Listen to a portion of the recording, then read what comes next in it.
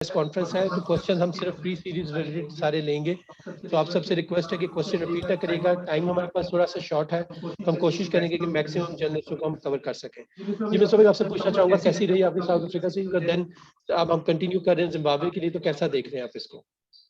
जी बहुत शुक्रिया रजा, आप सब लोगों का बहुत शुक्रिया। अस्सलाम वालेकुम। आई थिंक अच्छी सीरीज गई साउथ अफ्रीका की, ऑब्वियसली कई हवाले से। स्पेशली मैं हमेशा इस चीज़ पे जोर देता हूँ कि आपके लिए एक बहुत बड़ा कॉन्फिडेंस, आपकी कॉन्फिडेंस बूस्टर होता है आपके लिए कोई भी सीरीज जीतना, और स्पेशली जब आप इन कंडीशंस में आके दूसरी टीम की कंडीशंस में आके जीतते हैं, तो आई थिंक एक बहुत अच्छी चीज़ होती है टीम के लिए। यंग टीम है, यंग कैप्टन है, और कॉन्फिडेंस काफ़ी बेहतर हुआ है, काफ़ी अच्छा मोमेंटम टीम का बना हुआ है। होपफुली कोशिश करेंगे कि इसको कैरी ऑन करें, और इस सीरीज को स्पेशली मैं हमेशा ये बिलीव करता हूँ कि जो आप जब उन टीमों के खिलाफ खेलते हैं तो शायद आप पे उतना प्रेशर नहीं होता, लेकिन जब आप स्पेशली जिम्बाब्वे और इन टीमों के खिलाफ खेलते हैं तो आप पे ज़्यादा प्रेशर होता है, क्योंकि लोगों की एक्सपेक्टेशंस होती हैं। लोग सोच रहे होते हैं सारी चीज़ें कि हाँ जी, चेंजेस भी होनी चाहिए और परफॉर्मेंस भी अच्छी होनी चाहिए। तो आई थिंक कोशिश करेंगे कि जो मोमेंटम वहाँ से गेन किया है उसको कंटिन्यू करें, अच्छी परफॉर्मेंस दे के जाएँ, और जिन एरियाज़ में कुछ हमें इम्प्रूवमेंट की ज़रूरत है वो यहाँ पे करके जाएँ। यहाँ पे हमारे पास अच्छा मौका है। होपफुली इंशाल्लाह looking forward for a good series, और मेरे ख्याल में जिनकी फॉर्म है, जो लोग अच्छा कर रहे हैं और जो लोग अपॉर्चुनिटीज़ के लिए बैठे हैं, उन सब के लिए अच्छा मौका है। थैंक यू जी। जी प्लीज हम क्वेश्चन आंसर सेशन स्टार्ट करेंगे। मोहित शाह साहब, माजिद भट्टी, रशीद शकूर एंड खालिद खान। जी अस्सलाम वालेकुम इसबाब। जी वालेकुम अस्सलाम। जी ये सिर्फ पता करना था कि कितना डिफरेंस आप देख रहे हैं जो हम सीरीज खेल के आए साउथ अफ्रीका में, और जो आप जिम्बाब्वे में खेलेंगे। ये T20 के लिए अलग बात कर रहा हूँ, और फिर एक जो हमने रिसेंटली टेस्ट खेले साउथ अफ्रीका के खिलाफ और अब जिम्बाब्वे के खिलाफ खेलने जा रहे हैं, तो इनका थोड़ा सा कंपैरिजन आप किस तरह करेंगे? Thank you. देखिए ज़ाहिर है कंपैरिजन आप इन टर्म्स ऑफ कंडीशंस भी मुझे लगता है थोड़ा बहुत फ़र्क है, और दोनों टीमों का भी ऑब्वियसली फ़र्क है, बट इम्पोर्टेंट चीज़ ये है कि जिम्बाब्वे जब भी खेलती है तो they got nothing to lose, कोई प्रेशर नहीं होता उन पे, और ज़्यादातर जो स्टेक पे है वो आपकी टीम होती है, आपकी परफॉर्मेंस होती है। जबकि आप जब साउथ अफ्रीका के खेल रहे थे तो ऑब्वियसली दोनों टीमों पे उतना ही प्रेशर होता है। दोनों टीमों को पता होता है कि हमने अच्छी क्रिकेट खेलनी है, जीतना है एक दूसरे से, और दोनों टीमें जो है वो उस लेवल की हैं कि हाँ जी, जिस पे आपको अच्छा परफॉर्म करना होता है। जिम्बाब्वे बहुत एक जिसको कहते हैं कि गट्सी टीम है। अपनी कंडीशंस में उनको पता है सारे मैचेस ये हरारे में खेलते हैं, मोस्टली इनको यहाँ के एक्सपीरियंस है, और हमेशा वो मौके की तलाश में होता है। थोड़ा सा अगर आपकी टीम हल्का सा भी कहीं उनको एक रूम देती है इस चीज़ का, तो वो उसको ग्रैब करने की कोशिश करते हैं। Pressure in terms of playing ज़्यादा आप पे ही होता है, क्योंकि एक्सपेक्टेशंस बहुत ज़्यादा होती हैं। बट आई थिंक जो ओवरऑल डिफरेंस है इन टर्म्स ऑफ कंडीशंस, वो मैं देख रहा हूँ कि यहाँ पे थोड़ी सी कंडीशंस, थोड़ी नहीं बल्कि ज़्यादा कंडीशंस जो वहाँ से साउथ अफ्रीका से डिफरेंट है। टेस्ट की बात कर रहे हैं तो ऑब्वियसली टेस्ट मैचेस जब आप साउथ अफ्रीका से वहाँ पे खेल के आए हैं, वो बड़ी ज़बरदस्त क्रिकेट हम खेल के आए हैं, एंड लुकिंग फॉरवर्ड कि उसी को हम कंटिन्यू करें।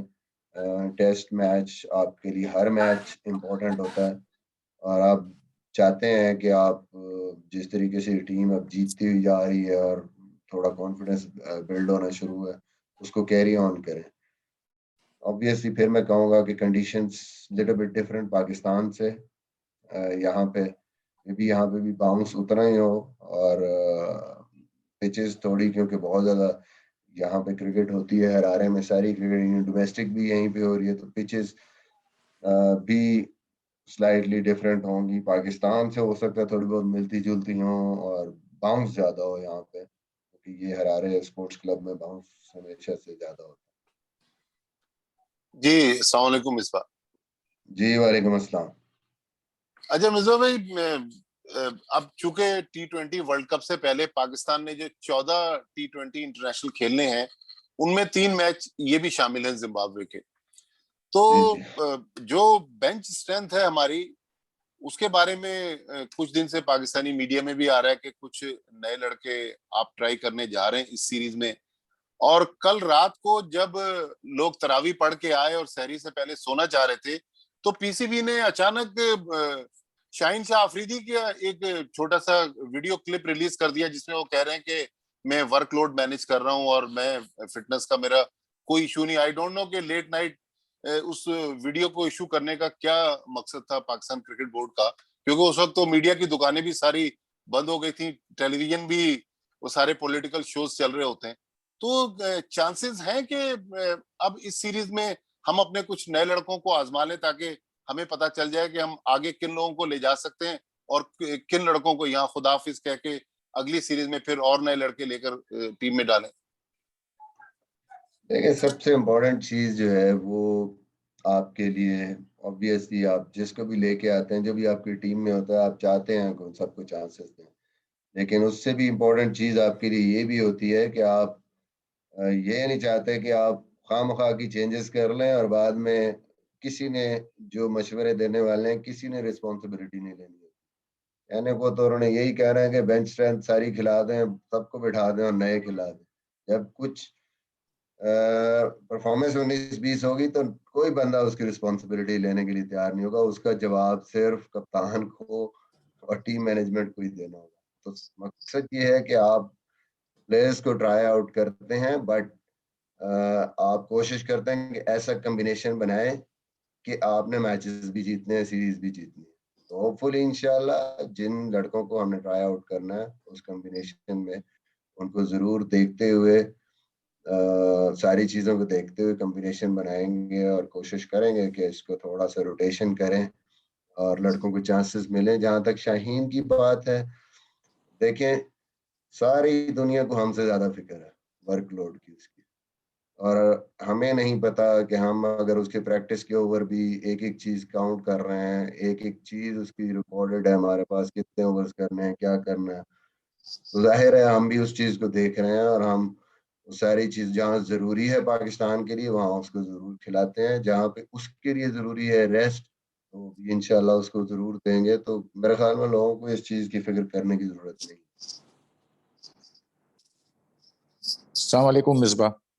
वालेकुम अस्सलाम। मिसबा, चूंकि जो फोकस है वो इस वक्त T20 वर्ल्ड कप है और उससे पहले अब 12-14 मैचेस T20 के पाकिस्तान के रह गए हैं, तो इस वक्त आपका जो ग्रुप बना हुआ है, एक जो इस वक्त टूर पे है, 15, 16, 18 लड़कों का जो भी आपके माइंड में इस वक्त खेल रहे हैं, क्या आप समझते हैं कि अब ये बेहतर यही है कि इन्हीं लड़कों को जो है वो मतलब मौके दिए जाएं और इन्हीं को करके एक कॉम्बिनेशन, या आप समझते हैं कि बाहर से मजीद कुछ प्लेयर्स लिए जा सकते हैं, या मौका है, इतना टाइम है कि आप बाहर से कुछ और प्लेयर लाके फिर उनको मौका दें और फिर इस तरह की सिचुएशन हो जाए? देखिए, बात आपकी ठीक है कि अभी मैचेस 12-14 मैचेस रह गए हैं। जाहिर है पूल हम ये नहीं कह सकते कि सिर्फ ये 17-18 लड़कों का पूल है। आई थिंक रिसेंटली काफी लड़के खेले हैं और भी लड़के हैं जो कि टीम में अभी पिछली सीरीजों में खेले हैं या उससे पीछे खेले हैं, और ऑब्वियसली इसके बाद यहाँ से वापस जाके हमने जो इम्पोर्टेंट हमारा टूर्नामेंट है PSL होना है। तो मेरे ख्याल में ये इसमें कोई ऐसा मसला नहीं है कि अगर हमें कोई चीज नजर आती है कि कहीं किसी किसी भी एक सर्टेन एरिया को हमने स्ट्रेंथन करना है और कोई लड़का अगर फॉर्म में और परफॉर्म कर रहा है, ऑलरेडी टीम का हिस्सा भी रहा है, तो अगर हम उसमें से कुछ चेंजेस भी करते हैं तो मेरा नहीं ख्याल उसमें कोई प्रॉब्लम होनी चाहिए। बट जो यहाँ पे हैं ऑब्वियसली कोशिश कर रहे हैं कि उनमें से देखें कौन से लड़के हैं हमें आगे हमने लेके जाना है। मोस्टली जो है वो लड़के वर्ल्ड कप तक हमें नजर आ रहा है कि जी ये हमारा एक फॉर्मेशन होगा, बट जहाँ पे कोई थोड़ी बहुत चेंजेस की जरूरत होगी, उस पर जरूर देखेंगे, अभी सीरीज में भी देखेंगे और फिर आगे भी इसके बाद भी जिस एरिया को स्ट्रेंथन करने की जरूरत होगी तो मेरे ख्याल में लड़कों को देखेंगे और कोशिश करेंगे अगली सीरीज में अगर ट्राई आउट करना है एक दो लड़कों और को तो वो जरूर लेके आएंगे। Thank you. मिसबा, अस्सलाम वालेकुम, खालिद फ्रॉम डाउन हियर। जी वालेकुम। मिसबा, मेरा सवाल है कि अभी हम सैटरडे को हम यूनुस खान से जब बात कर रहे थे तो उसमें एक चीज़ उन्होंने काफ़ी बार जिक्र किया कि हम लोग मैच उस तरह फिनिश नहीं कर पा रहे जैसे करना चाहिए। जैसे आखिरी T20 आपके सामने मिसाल है कि जो मैच आपको 8-9 या 7 या मतलब 8 या 9 विकेटों से जीतना चाहिए था, वो हम आखिर में स्ट्रगल करते हुए जीते। ठीक है ना? ये चीज़ें हैं, वो उनका ये कहना है कि मिडल ऑर्डर बैटिंग की एक कंसर्न है। तो एज़ अ हेड कोच और इसके अलावा कौन-कौन से एरियाज़ हैं जो आपके लिए इस वक़्त मेजर वरीइंग साइन है going to the world cup? या बिल्कुल ठीक कह रहे हैं, मिडिल ऑर्डर में स्पेशली हमने देखना है, हमें प्रॉब्लम्स एक बिल्कुल क्लियर चीज जो हमें नजर आई है इस पूरी सीरीज में, हमें डेफिनेटली उसको इम्प्रूव करना है। और दूसरा जो सबसे इम्पोर्टेंट चीज है जो हमेशा मैं कहता आया हूँ कि इंडिया में अगर हमने खेलना है तो I think major area batting against spin, और वो पूरी आपकी बैटिंग लाइनअप जो 6 बैट्समैन आपके खेलते हैं उस सबको मेरे ख्याल में उस पे और ज्यादा कमांड लेके आनी है। और हो सकता है वहाँ की पिचेस ऐसी हों कि जहाँ आपको मेजर जो चंक है जो ज्यादातर आपको ओवर्स मिले, स्पेशली मिडिल ऑर्डर में, इवन टॉप ऑर्डर में भी आपको स्पिन ज्यादा खेलनी पड़े। इसी तरह जब आप बॉलिंग डिपार्टमेंट में जाते हैं तो स्पिनर्स आपके लिए बड़े इम्पोर्टेंट हैं, स्पिनर्स का रोल बड़ा इम्पोर्टेंट होगा इंडिया में खेलते हुए। आई थिंक उसमें भी अभी हमें इम्प्रूवमेंट की ज़रूरत है, हमें बेहतरी डालनी है। तो ये एरियाज हैं मेरे ख्याल में, इन्हीं पे आगे जितना भी हमारा टाइम बाकी है और जो सीरीज़ें हैं इस पे हमने फोकस करना है। और इनमें अगर हम बेहतरी लेके आ जाएंगे तो मेरे ख्याल में हमारे चांसेस बहुत बेहतर हो जाएंगे वर्ल्ड कप में। जी हम 2 इंग्लिश क्वेश्चंस लेंगे, उसके बाद वापस उर्दू क्वेश्चंस पे आते हैं। Yes, English question for Firdous and Tatenda please. Thanks, Raza. Assalamu alaikum, Misbah. वालेकुम अस्सलाम। Just how are you looking forward to this trip in terms of the broader context? I mean, you've obviously come from a competitive series in South Africa, and Pakistan have a great record against Zimbabwe. Are you seeing this as a chance to try some younger guys, or just what are you looking for from this series? Yeah, obviously, every series, every game is another opportunity for you to learn and to gain experience in terms of a team and for the players also. And we got some of the younger guys there. I mean, even the team which is playing that is not that experienced, except the 3-4 guys. Rest of the guys, they are not that old at international scenes, but obviously like to give uh, chances to some of the young guys, and let's see how it goes.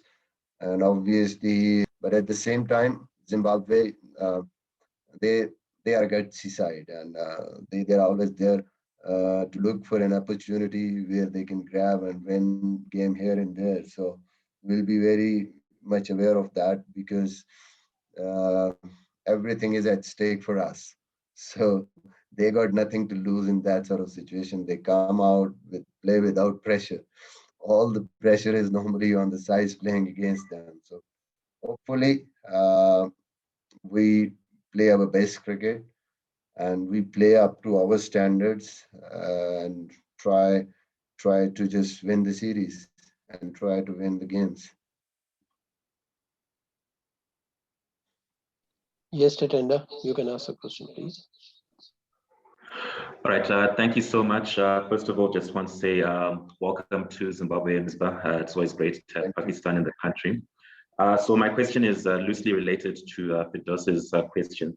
How much of the Zimbabwe series, perhaps potentially, would you perhaps be using maybe just as preparations for your next tour? I know you've got Zimbabwe in front of you, but perhaps for your next tour, it's England, they're the #1 ranked in ODIs and T20s. Will there be any sort of, any point in time where you might be thinking ahead, or are you just solely focused on the matter at hand for now?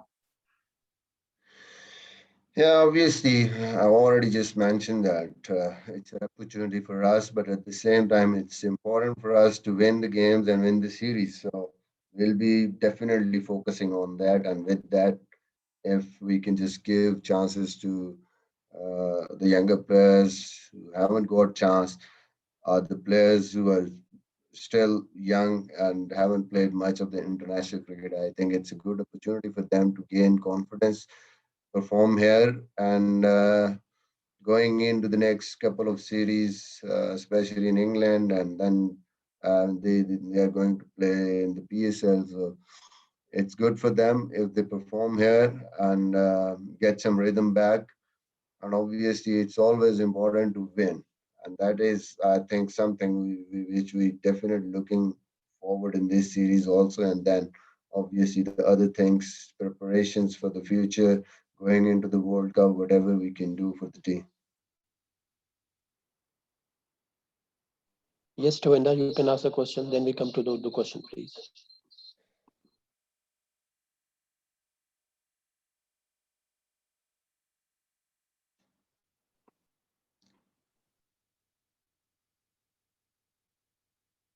Tawanda, can you hear me?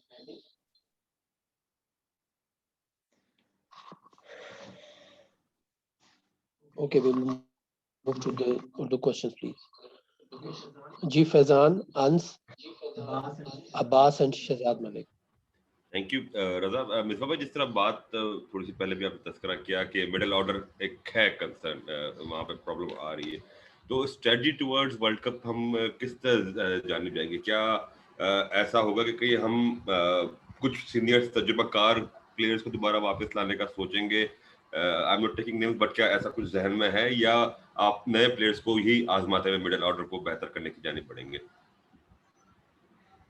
देखिए, वक्त से पहले आप कुछ नहीं कह सकते, लेकिन कोशिश तो ये है कि हम इन यंगर प्लेयर्स को चांसेस दे रहे हैं, क्योंकि जिस तरफ अब इंटरनेशनल क्रिकेट जा रही है, स्पेशली नंबर 5 और नंबर 6 जो है आपका, या उससे नीचे जो भी बैट्समैन आते हैं, आप देखें कि मोस्टली अब रन्स T20 क्रिकेट में 10 एंड ओवर 200 रन्स नॉर्मल चीज बन गई है। 190 प्लस या 200 रन्स नॉर्मली बनते हैं, वो चेज रहते हैं। तो कोशिश तो यही है, चांसेस भी दें उनको, मौका दें कि वो खुल के अपनी क्रिकेट खेल सकें, और वो जो एक पावर हाउस आपको चाहिए वो आपको मिल सके। अनफॉर्चुनेटली अभी तक वो डिलीवर नहीं कर सके उस तरीके से जिस तरीके से एक्सपेक्ट कर रहे हैं हम, बट आई थिंक चांसेस दे रहे हैं उनको, कोशिश कर रहे हैं, और उम्मीद यही है कि इनमें से लोग जो है उस पे सेटल हों, उस रोल को थोड़ा सा वो करना शुरू हो जाएं। बाकी ये है कि वक्त से पहले कुछ नहीं कहा जा सकता, किस तरह सीरीज जाती है, आगे किस तरह क्रिकेट होती है, और टीम को क्या जरूरत होती है, वो तो वक्त के साथ ही कुछ आइडिया होगा। और then I think still time है, देखेंगे क्या टीम की जरूरत है और किस तरह हमने जाना। मिसबा भाई, मेरा सवाल ये है कि आसिफ अली के हवाले से हम बात करें तो वो काफ़ी देर से आउट ऑफ फॉर्म में है, तो उनको जब टीम में भी शामिल किया गया, वनडे में किया गया, तो आप क्या समझते हैं कि उनमें क्या वजह है परफॉर्म नहीं कर पा रहे हैं, जबकि मसलसल उनको सपोर्ट किया जा रहा है टीम मैनेजमेंट की जानिब से, आप भी उनको मौका दे रहे हैं मसलसल ताकि वो कहीं ना कहीं परफॉर्मेंस दें, तो उसकी क्या रीज़न है? और दूसरा, हैदर अली जो है वो इंग्लैंड सीरीज के बाद भी आउट ऑफ फॉर्म में है, तो यंग प्लेयर हैं, टैलेंट भी है, लेकिन एकदम से जब टीम में आते हैं तो इनकी मतलब कि फॉर्म आउट ऑफ फॉर्म क्यों हो जाते हैं? देखिए, बड़ा अनफॉर्चुनेट है हमारे लिए। एक तो बात यह है कि हमारे कई दफा ये होता है कि हम कुछ ज्यादा ही उसको एक चीज का परसेप्शन बना लेते हैं। आई थिंक आसिफ है या हैदर है या इवन जो और मिडिल ऑर्डर के बैट्समैन हैं जो भी टीम में आए हैं, उन्होंने डोमेस्टिक में परफॉर्मेंसेस की हैं तो उसकी वजह से इनके कमबैक हुए और ये आए हैं यहाँ पे। ये एक अलग चीज़ है कि यहाँ पे आके उस तरीके से परफॉर्म नहीं कर सके। बट आई थिंक हमारी कोशिश तो यही है कि जो भी लड़का जिस नंबर पे जहाँ पे वो परफॉर्म करके आता है उसको हम ट्राई आउट करें, उसको मौका दें और उसको इनफ अपॉर्चुनिटीज मिले ताकि हमें भी उसका कुछ अंदाजा हो जाए और उसको भी ये गिला ना हो कि उसको प्रॉपर चांस नहीं मिला उस पर। जाहिर है सबको नजर आ रहा है एक मिडिल ऑर्डर में हमारे काफी अरसे से ये चल रहा है कि खुश दिल था, फिर इफ्तिखार था, फिर अभी ये लोग नहीं उस तरीके से परफॉर्म कर सके। But I think we are also waiting कि यहाँ पे ये इम्पोर्टेंट नंबर्स हैं, यहाँ पे परफॉर्मेंस आनी चाहिए और यही पाकिस्तान टीम को इस टाइम पे एक थोड़ी सी वीकनेस नजर आ रही है। और देखते हैं इस सीरीज के बाद कि वेयर वी गो।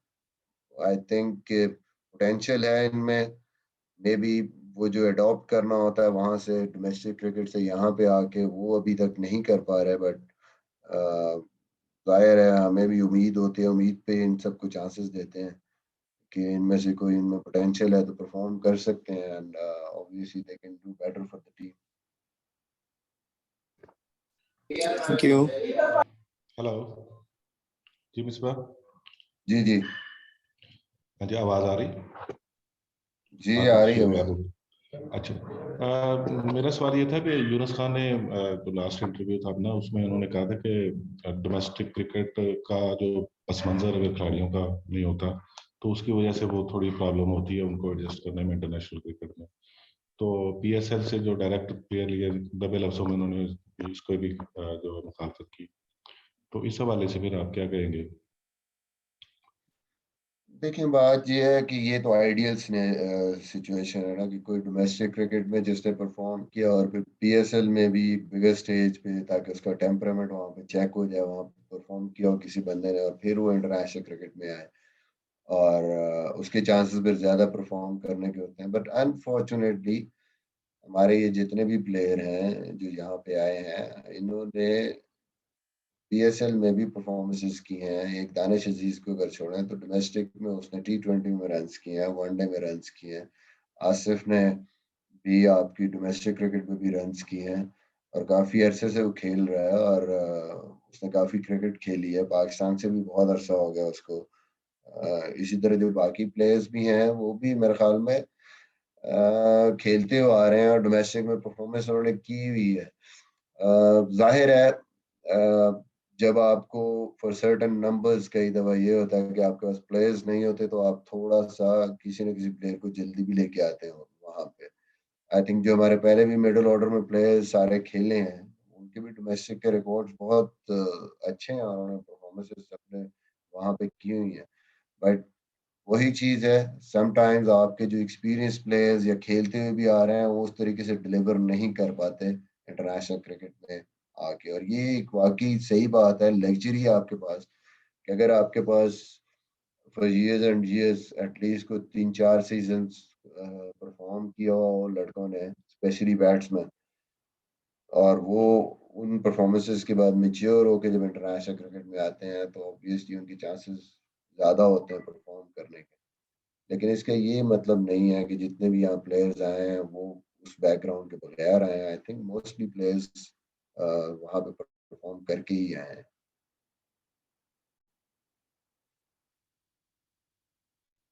प्लीज बदी, उबैद, शाहिद भाई पहले कर ले। शाहिद भाई, बदी जमान, उबैद एंड अकील। अस्सलाम वालेकुम मिसबा, आवाज आ रही है? जी जी वालेकुम अस्सलाम। मिसबा कोई 6 महीने रह गए कल का मैच मिला के 14 T20 और खेलने हैं T20 वर्ल्ड कप से पहले। कोई ऐसा पॉइंट है, कोई ऐसी सीरीज है जहां पे आप समझते हैं कि ये मेरा पॉइंट है, यहाँ पे मैं अपने फाइनल टीम सेटल कर दूंगा? देखिए शाहिद भाई, मैंने पहले ही बताया कि मोर और लेस आपकी जो टीम है वो ये ही टीम है। यहाँ पे भी एक से दो प्लेयर्स का हमेशा आपके पास होता है, स्पेशली कि हाँ जी यहाँ पे हमें नजर आ रहा है टीम को स्ट्रेंथन करने के लिए हमें प्लेयर्स चाहिए, तो वो आप हमेशा जो है एक विंडो ओपन रखते हैं। और देखते हैं कि बिल्कुल जो भी मैचेस आप खेल रहे हैं लास्ट देखते हैं कि यहाँ पे हम क्या कर सकते हैं, इसके बेहतरी कोशिश यही होगी कि हम अब जितनी जो आगे इंग्लैंड सीरीज आनी है वहां से हम एटलीस्ट हमारी बिल्कुल बहुत हम क्लोज हों वर्ल्ड कप की टीम के, जो भी हमारा स्क्वाड हो वो ऑलमोस्ट वही हो जो हम सोच रहे हैं कि वर्ल्ड कप में हमारे पास होगा। क्योंकि आई थिंक ये जो 2 सीरीज हैं इससे काफी चीजें आपको क्लियर होंगी, पीएसएल से क्लियर होंगी। तो मेरे ख्याल में इंग्लैंड सीरीज जो है वो बहुत करीब होना चाहिए स्क्वाड जो मैं खुद देख रहा हूँ वर्ल्ड कप के स्क्वाड के, और ऑलमोस्ट वही स्क्वाड होना चाहिए जो वर्ल्ड कप में जाना है।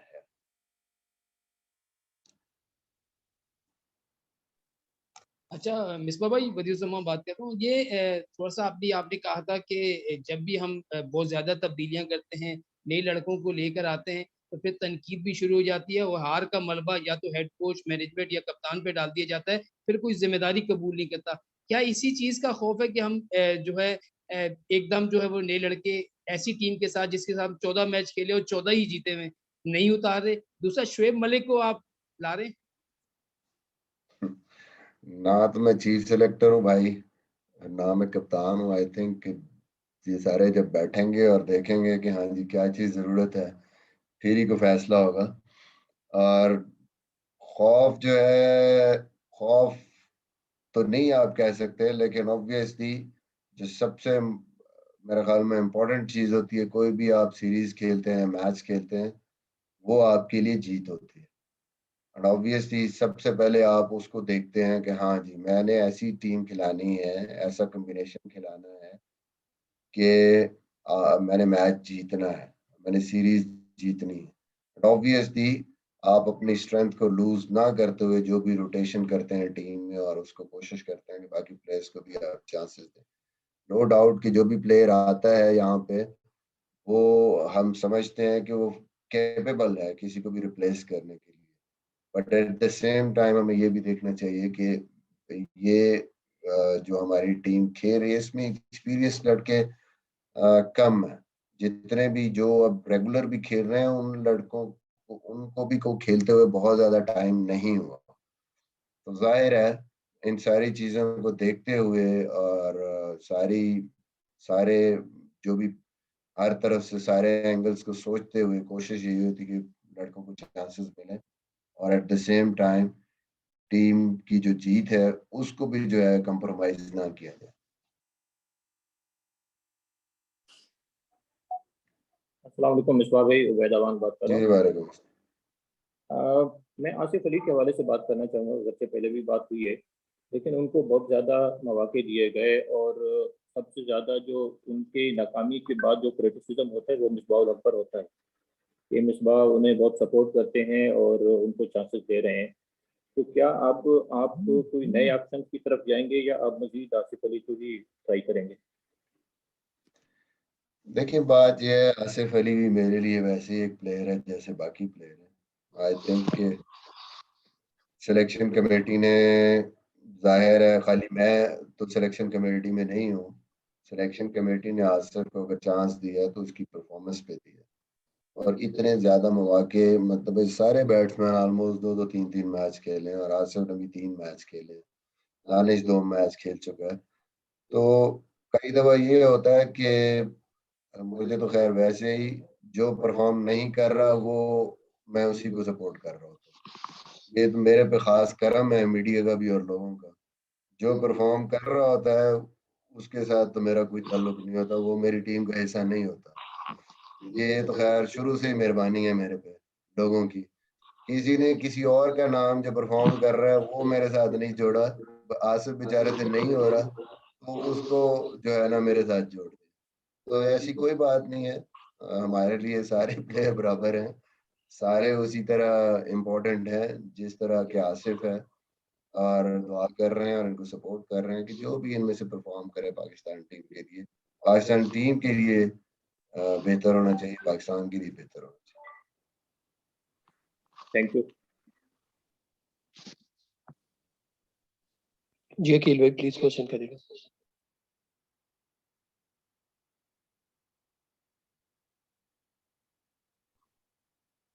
ओके जी, मूव ऑन। कादिर ख्वाजा। जी अकील भाई आप करें। जिस तरह कोई हम कादिर देख ख्वाजा रहे हैं कि बिलाल। क्रिकेट आपकी बड़ी अच्छी जा रही है, जनूबी अफ्रीका से होम सीरीज भी जीत गए और अब वहां पे भी हमने वनडे भी और T20 भी जीत ली। हेलो, आवाज आ रही है? जी जी आ रही है। जी जी जी मैं कर लूं रजा सवाल? रजा भाई जी जी बिल्कुल बिल्कुल करें आप। जी, मैंने करना है। जी जी अकील भाई आप हेलो। इसे कह रहे हैं, आप प्लीज क्वेश्चन कर लें। मिस्टर, जिस तरह आपने हम देखा है कि हमने होम सीरीज भी अफ्रीका को हराया। आवाज नहीं आ रही? आप क्वेश्चन करें प्लीज। जी मिस्टर भाई, जिस तरह अफ्रीका से हमने होम सीरीज जीती है, फिर हमने वहां पर जाकर वनडे भी और T20 भी जीत लिया है। हफीज जिस तरह हमारा अपर ऑर्डर बड़ा अच्छा परफॉर्म कर रहा है, मिडल ऑर्डर में हम लैग कर रहे हैं। जब बारी नहीं आती तो कितना कोच के लिए खतरा होता है कि जो बैट्समैनों को मौका नहीं मिल रहा जो मिडल ऑर्डर में है, खासतौर पर जैसे हफीज है। और अभी एक क्वेश्चन ये भी है कि क्या शुएब मलिक आपके लूप में है या अब उनका कैरियर जो है हम समझे कि खत्म हो गया? देखिए, सबसे पहले जो पहला आपका सवाल है वो बड़ा इम्पोर्टेंट सवाल है। ये बाकी बात ठीक है क्योंकि एक तो ये भी वजह है कि जब आपका मिडल ऑर्डर लंबे अरसे के लिए वो इंगेज नहीं होता मैच में और मोस्टली आपका टॉप ऑर्डर रन्स कर रहा होता है, सडनली उनकी बारी आती है तो जाहिर है जो रेगुलर खेलता हुआ आ रहा होता है, मिडल की फील्ड जिसकी होती है, कॉन्फिडेंट होते हैं वो प्लेयर, वो परफॉर्म कर रहे होते हैं। और एकदम अगर आप प्रेशर में आ जाएं तो बड़ा मुश्किल हो जाता है आपके प्लेयर्स के लिए। लेकिन कोई एक्सक्यूज नहीं है। आई थिंक मिडल ऑर्डर होता ही इसीलिए कि जब आपका टॉप ऑर्डर उससे रन नहीं होते, अगर वो आपको एक प्लेटफॉर्म सेट करके देते हैं तो आपको उसको फिनिश करना होता है। हम अनफॉर्चुनेटली अभी पूरी सीरीज में हमने स्ट्रगल किया, उसमें हमने इसको बेहतर करना है। और दूसरा, शुएब मलिक की जहाँ तक बात है, ऑब्वियसली मैं सिर्फ अकेला नहीं हूँ। सारी चीजों को देखते हुए सिलेक्शन कमेटी है, कप्तान है, एंड देन ऑब्वियसली मैं हमेशा कहता हूँ कि राइट ऑफ कोई नहीं होता प्लेयर। जिसको भी जो खेल रहा है पाकिस्तान को अगर जरूरत है तो आप डिस्कशन करते हैं और देखते हैं, उसकी अगर जगह टीम में है तो आप उसके बारे में सोचते हैं। तो मेरी इस टाइम पे कोई ऐसी ओपिनियन नहीं है किसी के बारे में भी कि कोई किसी को हम ले रहे हैं या उसको हमने रिजेक्ट कर दिया। जी प्लीज कादिर ख्वाजा अरसलान। जी अस्सलाम वालेकुम मिसबा भाई। जी वालेकुम अस्सलाम। अच्छा मिसबा भाई, आप जिस तरह शर्जील खान को देखा है हमने कि काफी फिटनेस पर उन्होंने काम कर रहे हैं और मतलब उनका जिम्बाब्वे टूर के हवाले से बता दें, और जिस तरह उनको चांस साउथ अफ्रीका में एक मैच में दिया गया, फील्डिंग में देखा कोताही नजर आई, लेकिन जिम्बाब्वे में उनका क्या होगा और क्या सोचा उनके लिए? और वकार यूनुस से एज ए हेड कोच कभी आपने पूछा है कि बॉलिंग बेहतर क्यों नहीं हो रही? हमारे 145 प्लस 150 प्लस जो बॉलर्स हैं वो एंड ओवर्स पर, डेथ ओवर्स पर, यॉर्कर्स लाइन पर बॉल क्यों नहीं करते? मेरे ख्याल में शर्जील का देखेंगे। ऑब्वियसली शर्जील को जाहिर है वो फिटनेस पे काम कर रहा है, अपनी स्किल पे भी काम कर रहा है। ऑब्वियसली कोशिश करेंगे। कोई ये नहीं है कि मैं यहाँ पे बैठ के आपको कह दूं नहीं जी शर्जील सारे मैच खेलेगा, ये शर्जील को हम खिला रहे हैं। बट ऑब्वियसली मैंने पहले बात की है कि हम सबको देख रहे हैं कि रोटेशन करें, सबको कहीं ना कहीं चांसेस दें विदाउट कंप्रोमाइजिंग स्ट्रेंथ की टीम की, और जो हमारा जीतना है उसको भी हमने देखना। फास्ट बॉलिंग के हवाले से सिर्फ एक टीम की बॉलिंग को आप ना देखा करें, आप कंडीशंस को भी देखा करें, अगली टीम को भी देखा करें।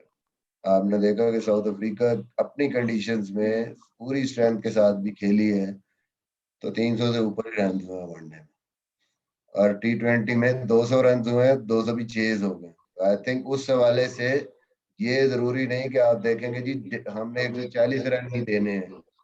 कंडीशंस को देखते हुए मेरे ख्याल में जो हमने रिस्ट्रिक्ट किया है, इवन आप तीसरे वनडे में देखें बॉलिंग बहुत जबरदस्त बॉलिंग किया हमने। पहले वनडे में हमने रिस्ट्रिक्ट किया, फिर T20 में हमने अच्छी कंडीशंस में आखिरी मैच अगर आप देखें तो उस पिच पे जो कि 180, 90 या 200 वाली पिच थी, उस पर रिस्ट्रिक्ट करना, मेरे ख्याल में बॉलिंग आपकी परफॉर्म कर रही है। ऑड गेम में आपको अगर रन हो जाते हैं तो आप ये भी देखें कि कंडीशंस कैसी हैं और दूसरी टीम कैसी खेलती है। I think overall performance satisfactory है। कंडीशंस को देखते हुए we are still I think delivering और पाकिस्तान टीम के लिए अच्छी परफॉर्मेंस दे रहे हैं। जी अस्लान। अस्सलाम वालेकुम मिसबा भाई, मेरा सवाल ये है कि अगर टीम में हमारी टीम जो है वो ओपनिंग में बड़ा लैग करती रही है। अब हम देखें तो 3 से 4 ओपनर्स हैं हमारे पास, बाबर आजम है, रिजवान है, शर्जील हैं, फखर हैं, हैदर भी ओपनिंग करते रहे हैं, उसके अलावा हफीज भी ओपनिंग करते रहे हैं। तो ये तमाम टीम लग रहा है कि हमारे बैट्समैन जो हैं अब ओपनिंग की ही तरफ ज्यादा तवज्जो दे रहे हैं। तो क्या आप समझते हैं कि बाबर और रिजवान को जो ओपनिंग का रोल दिया गया है, ये बड़ी टीमों के खिलाफ भी, इंग्लैंड और ऑस्ट्रेलिया जैसी कंडीशंस में भी यही लोग जो है ओपनिंग करेंगे, या हमारे वर्ल्ड कप का भी यही पेयर जो है हमारे नजर आ रहा है जिस तरह से वो परफॉर्म कर रहे हैं, तो हम शर्जील और फखर को कुर्बानी देते हुए देख रहे हैं कि वो ओपनिंग की बजाय लोअर ऑर्डर में देखे हैं, क्योंकि मिडिल ऑर्डर तो हमारा मुसलसल स्ट्रगल करता नजर आ रहा है। लेकिन कुर्बानी की बात नहीं है, बात यह है कि कौन डिलीवर कर रहा है। ये लोग, रिजवान ने न्यूजीलैंड में भी अपने आप को प्रूव किया, रिजवान ने साउथ अफ्रीका में भी अपने आप को प्रूव किया, रिजवान ने हमारी होम कंडीशंस में भी अपने आप को प्रूव किया, बाबर ने पूरी दुनिया में अपने आप को प्रूव किया। और आपका कोई भी ओपनिंग पेयर या प्लेयर इतनी कंसिस्टेंट परफॉर्मेंस उसकी नहीं है टॉप ऑर्डर पे कि उनके स्ट्राइक रेट्स भी अब बेहतर से बेहतर हो रहे हैं, वो भी वही 50 रन आपको दे रहे हैं और कंसिस्टेंसी से दे रहे हैं। जबकि आप दूसरी जितने भी ओपनर्स हैं उनको देखें, अगर उनके स्ट्राइक रेट्स बेहतर हैं भी तो वो कंसिस्टेंसी नहीं है उनकी उस तरीके से। तो आई थिंक जो बेस होती है आपका, जो स्टार्ट होता है, वो किसी भी मैच में बहुत इंपॉर्टेंट होता है, स्पेशली T20 क्रिकेट में तो बहुत इंपॉर्टेंट होता है। अगर पहले 6 ओवर्स में आप विकेटें नहीं लूज करते और आप 50 के करीब रन बना लेते हैं तो ये आपकी एक ऐसी बेस सेट होती है कि आप 200 या 200 से ऊपर ही रन करते हैं। तो मेरे ख्याल में ऐसा अगर प्लेयर आपके पास है जो हर कंडीशंस में फास्ट बॉलिंग को भी अच्छा खेलते हैं, तेज बॉलर्स को बैक फुट पे कट पुल बहुत अच्छी है, इनकी टेक्निक अच्छी है, इसलिए आपको कंसिस्टेंटली रन्स करके देते हैं। और शायद आपको नजर नहीं आता स्क्रीन के बहुत ज्यादा बल्ले घुमा रहे हैं, लेकिन फिर भी एंड रिजल्ट वही होता है आपका कि आपके 50 रन के करीब लगे होते हैं और विकेट्स भी इन हैंड होती हैं, एक अच्छा बेस आपका सेट हुआ होता है। तो फिर हम किस वजह से हम इसको चेंज करें? फखर को नीचे खिलाने का मकसद ये है कि फखर T20 क्रिकेट में अगर आप देखें, वनडे में उसको थोड़ा सा टाइम मिल जाता है, पहले जाके वो 2-3 ओवर का टाइम ले लेता है और उसके बाद वो बहुत इफेक्टिव है। T20 में अक्सर उसकी अगर आप पीछे देखें उस तरीके से कामयाब नहीं था, वो इस वजह से कि right from the word go sometimes वो टाइम ही नहीं मिलता था, 1 से 2 ओवर जो लेना होता है उसी में वो आउट हो जाता था। तो आई थिंक उसको देखते हुए उसको नीचे लाने का मकसद ये है कि वो जो ऊपर का स्टार्ट है वो उसको मिल जाए, वो फिर जाए, और वो फिर जिस तरीके से डिस्ट्रक्टिव गेंद स्पिन भी है तो लेटर पार्ट में उसकी पावर भी है, तो आई थिंक वो हमें ज्यादा बेहतर वहाँ पे दे रहा है टीम के लिए जो भी रोल हमने उसको दिया है। ऑब्वियसली लेटर पार्ट में हमें इम्प्रूवमेंट की ज़रूरत है, हमारी मिडिल ऑर्डर को अनफॉर्चुनेटली लड़के परफॉर्म करके आते हैं, यहाँ नहीं कर पा रहे, बट आई थिंक ये जितने भी लड़के हैं इनमें पोटेंशियल है and we are waiting, we are just giving them confidence कि आप इस लेवल पे भी आके ये परफॉर्म करें। Yes, Tawanda, you can ask the question, please.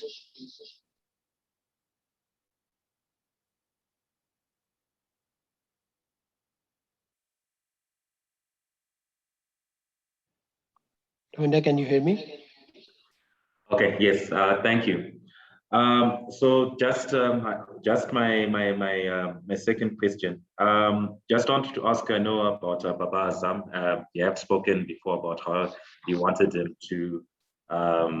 Sorry, can you hear me? Baba. Yeah. Okay, cool. Yes. So my question was about Baba. I know in a recent interview you had said that you wanted him to lead from the front. And especially now that he's managed to displace Virat Kohli, at the top of the ODI rankings as the top batsman. How much confidence does that give you as the coach and the rest of the team? And just personally, especially considering the rivalry that your two great nations share, it must have also been another added bonus that it had to be Virat Kohli. I just want to get your thoughts on that.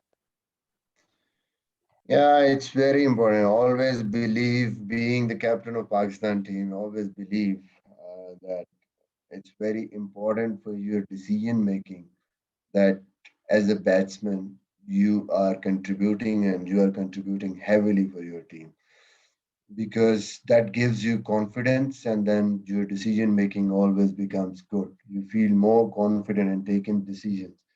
And obviously, when you are leading by example, it's easy to just look up to others to just give you 100% and perform. If you are not performing as a leader, then it becomes really difficult for you, because you are not confident in your decision making, and also you cannot motivate others to just go and perform for the team. So I think it's a blessing at the moment, and the biggest satisfaction is that Babar is performing, and under pressure, especially captaincy pressure, he is responding very well. He's taking more responsibility, and he is just up to the task for the team. And I think his performances are getting much more better than when he used to play only as a batsman with the captaincy. So it's really pleasing for me as a head coach, and for all the team and the whole Pakistan nation. Okay जी, thank you very much आप सबका. Within 5 minutes हम move करें practice के लिए, तो आपको footages और बाकी सारी